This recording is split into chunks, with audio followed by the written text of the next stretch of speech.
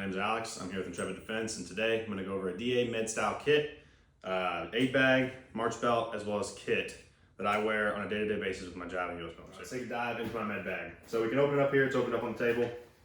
I take my med bag out and I separate it into different pouches, and we can go over each of the pouches. But first things first, let's look at the side. So one, carry American flag on the side. I always like to have American flag on me. It's a method of marking. I can cover individuals. I can do multiple things with this.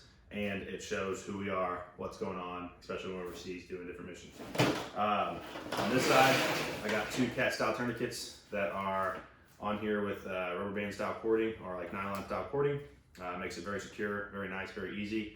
They aren't going to go off. You can sprint, you can get in and out of vehicles with this, get on a helicopter, fast rope, whatever you need to do. Those aren't going anywhere. All right, moving into this main pouch here. Essentially, I run a march belt, so I have a lot of stuff that I work from off of my hips, but if I need to get into my bag, generally I'm in a spot where I'm not moving for a really long time, and I'm starting a lot more processes that are more time consuming, more challenging, and I need to get into this bag for that. So, first things first, I got a pressure infuser in here. A lot of the new stuff that's going down in relations to damage control resuscitation have to do with blood, and start pushing blood on somebody. You don't have a pressure infuser, you're gonna be there all day long, and that dude needs that blood timing out. Another thing I have in here is a crike. You'll see in my march belt that I have set up later in this video that this is all redundancy. I like to have lots of redundancy. I like to have multiple things. So once again, a crike kit set up. Moving into here, I have a Y tubing for blood, and then I have a blood bag, IV kit, everything starter kit set up. As well as with this trike, there is a bougie for this trike. That's basically what's in this main pouch here. I have one of these on my body in a different spot, but this is what's in my aid bag. Another thing for airway, I got two needle Ds. I have extra scalpels in case I need to do finger thoracostomies. And then also just a metric ton of cleaning materials. Every intervention that we have to do, whether it be IV stick, a needle D, a crike, anything, requires cleaning first. You don't want to be inducing other intolerances into this individual. He's already having a bad day. All right, moving to the next pouch that I pictured. I have the stuff laid out on the table already. So once again, I have a bunch of chest seals. I have more scalpels in here, and I got more cleaning materials and gloves in case I need to finger Thor. In here I have a bunch of IV needles, different gauges, 18 gauge needles for drug administration as well as PRNs. I have generally the same thing in this pouch, but it's more tailored to drug admin, and then also calcium chloride, 2 more units in here. So being that DCR now, especially giving blood to a lot of the patients, they're gonna get a lot of calcium chloride. I like to carry a bunch on me. I also carry a bunch of excess stuff. I'm different in that aspect toward a lot of people. I like to have more than less.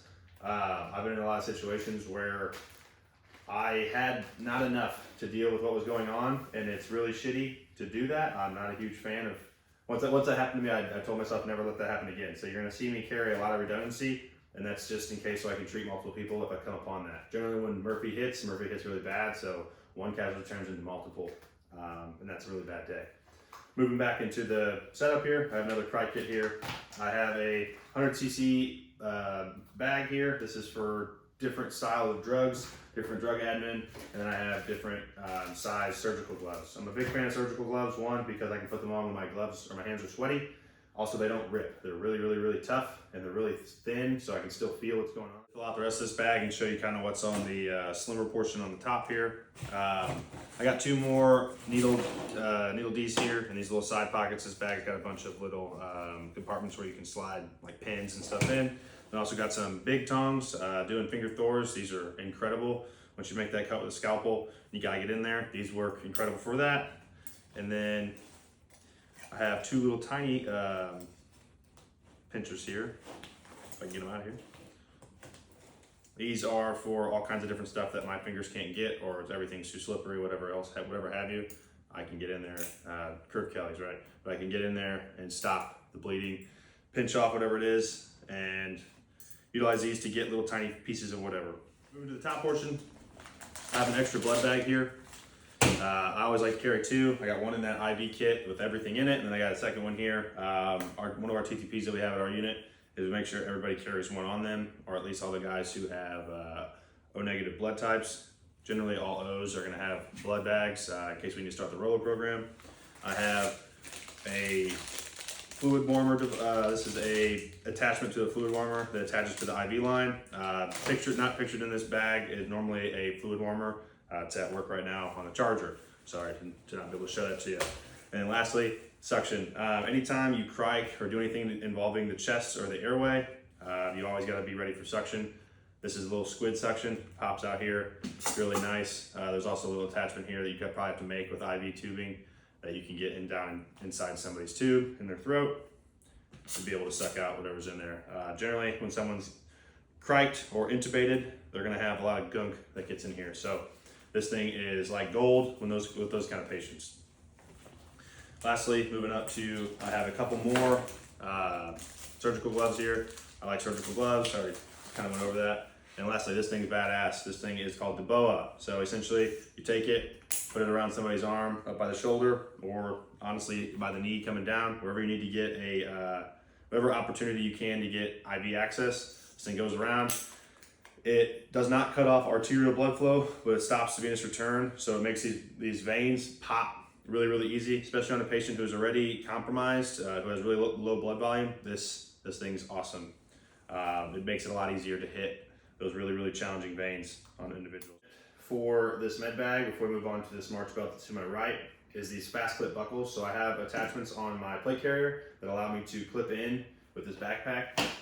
One of the reasons why I went with a clip system versus like your standard backpack straps, when things get heavy or when you start having a bunch of stuff on your kit, especially like the straps around the neck for your plate carrier, then you have backpack straps on, it gets really cumbersome. So this attaches to my plate carrier and just sits naturally on my shoulders along with like the plate carrier rig setup. So it's a lot more comfortable. The other thing too, it's incredibly quick. I can just clip, bags in front of me, or I can just clip off one side, flip my bag around, grab what I need to, put my bag back on. I don't have to take my gun off, I don't take my sling off, I don't do a whole bunch, and it's really easy. The other thing too is a lot of guys on my team will run these buckles, so you can clip into each other, or anybody can kind of clip this stuff. I know it's some people like these straps. I'm not a huge fan. It normally cuts off mine. All right, moving into the March belt. I already talked about it on this video, so we're going to start from front to back, kind of go over everything that's on here. There is a lot. So first things first, the belt itself. You can't really see this logo that's sitting right here, but it's made by Sub-Second, awesome company. I've been having this belt for a really long time. They make badass stuff. Go check them out. But on the front, you can see I have my monkey tail. It's attached to this Cobra buckle here. It's really nice because this belt is also a really nice Velcro inner outer belt, but it has a load rated rig system here that you can utilize for helicopter operations. Also, I have my rappel gloves. I always carry those. Never know what we're going to do. Never know what's going to happen. Never know when you're going to need them. Going into the right, I have a dump pouch on the front. So weird. I like to carry the dump pouch on the front specifically for you can put initiating systems in there. I can put my trash in there. I can put a bunch of stuff on the front of me. It's really easy to get into and grab. And it doesn't really take up a bunch of space. It's just a little bag there. Currently I have a little rubber band here attached to a North American Rescue ability to take out my scissors. I let that just kind of sit in there and it sits on the edge here. Doesn't really flop around. I can run, do all kinds of stuff. Being that I don't carry a pistol, I just had my rifle. I have a fast mag here. I carry the side mag, one, because I don't like the way that it sits on like your traditional combat belt. I'm not a huge fan of this. With all the stuff that I have on my side of my kit over here, this usually pinches or does something weird and it interacts with my plate carrier or I don't like it. This allows me to instantly grab out rounds and reload my weapon system like I need to. Moving into these pouches. So I have 4 generally the same pouches. The 2 here on the right side, as we look at it, are made by Everly Stock, and then these 2 are just your general GP pouches that are multicam. Everly Stock ones are nice. These are cheaper ones. I believe these are Amazon, but they're really nice for what they do. I have them segmented into different things. So starting from my right, your left, I'm gonna go into these bags. So I have a bunch of bleeding materials here. So on this side, I have just your basic gauze and then your 6-inch ace wraps. I like having these on my belt because generally coming up to somebody, the reason why I'm coming up to them, they are bleeding. So I like having that material out, ready to go quick. As we go around this way, this is generally gonna sit on the back portion of my body. This is going to be my BBM, as well as my more chest seals. I know I had a bunch in my aid bag, but this is sitting here once again, so I don't have to get into my aid bag if I don't need to. Keep going around. I have another IV start kit with line, as well as this is just a Amazon style blood pressure cuff. It's a fire and forget style thing, so I can put that on somebody's wrist, especially if they're unconscious, they're gonna lay there. I can go start doing something else, come back to it, it'll tell me with relative accuracy kind of what's going on. It's definitely not as good as like a Tempest or a thing you find at the hospital, but it is good enough for what I needed to do. This is my PEEP valve going into my BVM. And then I kind of have my EMA here, as well as my SpO2 monitor. So this is kind of my vitals kit here. And then coming over here, once again, I have hemostatic gauze in this pouch, which is going to be your Cheeto gauze or your HemCon gauze, as well as another two 6-inch A-straps. So essentially, how this works is when I use this belt, I'll show you here in a little bit later in this video, but when it's on, if I get up to somebody and I have the time to get down and get next to them and start working, I can just take this belt off. Since it is Velcro, it's really easy. Just unclip, lay it out next to this individual, get out what I need. Whatever I don't need is already in individual pouches, so it's not like I'm opening up this huge bag and a bunch of stuff's gonna come out. I get out exactly what I need, and then it's all separated in there, so it's not a huge mess. If I have to get up, I literally just get up, put my stuff back on, put my belt back in, and I'm able to move around. It's very nice, it's very simple, it's very easy, and it takes a lot of weight off of my backpack on my shoulders, which I already have a plate carrier on, plus this bag. So puts a lot of weight on the hips, distributes the weight a lot more evenly. Alrighty, lastly, we're gonna go into my kit setup. So this is a Spirit Systems kit. I like the color black, blends in with a lot of different things, especially at nighttime. Operations we do are at nighttime. Going in through the med stuff on here, I know there's a bunch of pouches. Like I got my standard radio pouch, I got an extra mag over here. This is a general purpose style pouch. I can put a water bottle, Gatorade, I can put an Nalgene in here, or I can put a beer can. Beer can is an instantaneous firing device, as well as pretty much anything. General purpose pouch. It's a big bungee pouch you can put a strap over top of. I got a tourniquet over here that's in this little bungee kit that's the Velcro. Inside this admin pouch, I carry essentially T-Tri-C cards with a bunch of writing materials, stuff that I usually forget, so I put stuff on me. So I always have that. It's a pain in the ass whenever you're trying to explain to some paramedic who's coming off the helicopter or a flight medic, hey, what's going on? And you guys can't hear each other and you're trying to pointy-talkie. That's why you carry T-Tri-C cards and a pen and write down what's going on. I also got more batteries in here. All the stuff we generally do is at night. All the guns, everything, have things that take batteries. So when that runs out, it's a really bad time. And then as you can see on this front, I got two needle Ds that are just easy, quick access. I can just fire and forget on somebody. All right, going into this dangler pouch here, I have another IV kit. This has got every gauge needle you can think of, plus a start kit, plus syringes and stuff like that. Everything to do with drug admin.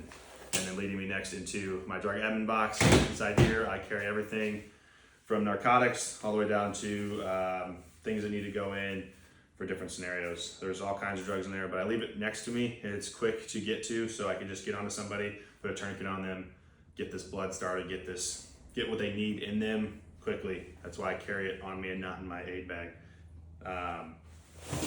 Going into the back of my kit. So this is a lot of miscellaneous style kit. It's not necessarily medicine, but I carry a bunch of straps on me. So carrying a litter for an extended period of time, your grip gets really, really, really tired, especially if you have to go a really long way. Most of my teammates are incredibly in shape and incredibly heavy. So it gets really challenging even with 4 guys sharing one of the litters or one of the portions of the litter. It gets really heavy. So this is, you can make into like a little litter strap so it wraps around your hand to where it's not all on your grip. Now you have an ability to carry and not smoke the shit out of yourself. Next, coming in here, I have a bunch more nylon. This is 40 feet of nylon that I can connect to down here. So this is a thermal blanket. So here, this is a double-sided monkey tail. So essentially the same thing as on my belt. I have this for, say one of our teammates goes down in a position that I can't get to him. We can throw this to him, and if he's a conscious individual or not, you can hook this around his chest, sits right here, and then I have this that ties onto the back of this, and we can drag that dude to us if we can't get to him. Same thing, this is in a pinch. This is where you can hoist somebody up and down. You can lower them from the first floor to, or second floor to the first floor. There's a lot of uses for this, and that's why I carry cordage, and that's why I carry nylon.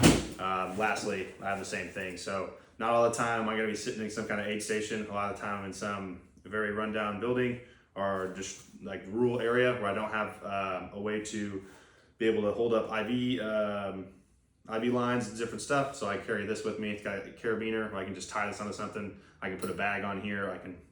I can do a lot with different styles of cordage. So that's essentially how I run my kit. The next scene, I'm gonna put everything together, put it all on, and kind of show you what it all looks like, and then talk about how bulky it is and different stuff like that. So I know I talked about a bunch of stuff, talked about a kit, talked about an aid bag, and I talked about a march belt. But here's what it looks like with everything on. Clearly I'm not wearing my actual multi-cam kit or whatever kit I'm gonna be wearing with my helmet and whatnot. I don't have a weapon. But you get the idea of how this stuff's gonna look, especially moving around. As I move my body, you can see that I'm shaking. Like my bag doesn't move that much. It's attached to my system here, my plate carrier. And it's not that bulky, it's not that big. Other aid bags that I normally wear stick out a whole lot. They scrape when I'm trying to get in and out of doorways, in and out of cars, trying to fast rope off of a helicopter. It's very, very challenging. This setup for me has worked really well. Like I was talking about earlier, being able to take my belt off and then put it right back on. Very easy, I don't have to see what I'm doing. I just find the clips and meet it. So being able, I can still get to all this stuff. I can still get to my mag, do my reloads. With everything, guys, like it takes practice. So like whatever you're working with, whether you want to do a bag, you want to do a belt, depending on where you work, if you're just a regular guy or you're a police officer in the military, like work with what you got. Make sure you practice what you got so you know how to utilize all your equipment. Having all the best stuff doesn't matter if you don't know what you're doing or don't know where any of it is inside of your kit, right? So my last thing to you guys is make sure whatever you carry, whatever you have on you, whatever you utilize for work, or if you're just a prepper or you want to put stuff together to make sure in the situation arises, you have what you need. Just make sure you go over it. Just like with shooting guns, you got to dry fire all the time. Make sure you know what you're doing. This is the same stuff. You got to make sure you go through and look through your bags, look through your kit, and test it out. Like whatever you put on, what pouch you put on. If you want to run certain things, like go out and utilize it and see where your failures are with the kit and with your gear. So I know this was kind of a hodgepodge video, but thank you guys for sticking around for me to the end. Go ahead and like and subscribe. I'm gonna try to put out good content like this all the time.